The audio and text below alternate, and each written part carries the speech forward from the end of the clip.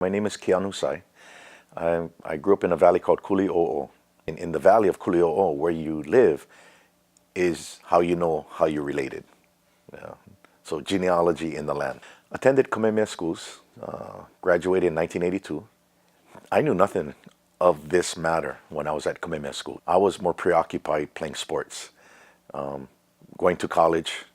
After Kamehameha, I went to a military college, New Mexico Military Institute. Graduated in 1984. And then I went off to the University of Hawaii, got my bachelor's degree in 1987. And then played Army, did my thing, enjoyed it. It really started off with my grandmother. In Hawaiian, we say tutu. So before she passed away, she said, Keanu, promise me that you would know your genealogy. Once I found my genealogy, it was actually printed in a newspaper in 1896. And I remember finding a record in the census report that showed where my tutu was 3 years old. This is probably about 1913, living in Auld Lane, which is in Kalihi. And it listed my great-grandfather, my great-grandmother, my tutu as an infant, a couple of her uncles, and then it had a Japanese name. And next to the Japanese name, under occupation, it said servant. And I went, a Japanese servant? I went, what? And that kind of intrigued me. Like, wait a minute. And then I remember my tutu telling me a story before she passed away that Prince Kuhio used to visit the home. And I never heard these stories before.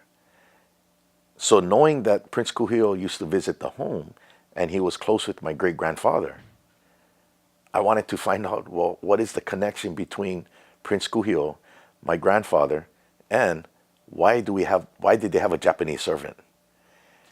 And then I find out in a newspaper article for Kuhio's funeral. It's a state funeral. I mean, it's like Lili Okalani's funeral, the queen.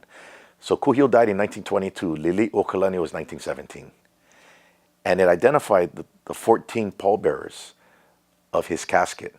One of them was my great-grandfather. And I was like, wow, I had no clue.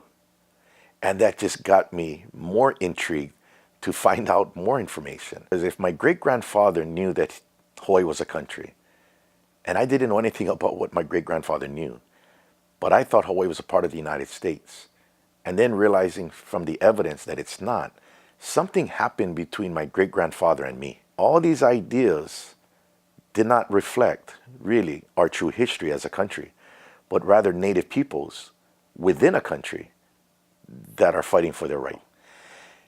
Now, in the military, we knew that you can defeat an army and force that government to sign a treaty of surrender, meaning you overthrew that government. But I knew that by overthrowing the government or subduing the government, that didn't equate to the overthrow or the subduing of the country. I began to see that what was overthrown in 1893 was not the Hawaiian kingdom, but was actually the Hawaiian government, which was admitted to be illegally overthrown by the U.S. president, who entered into negotiations with the Queen to reinstate. See, I never learned this when I was at the University of Hawaii or at the Kamehameha schools. And I just started digging deeper and deeper. And then I realized that the only connection we have to the United States is a joint resolution of annexation enacted during the Spanish-American War.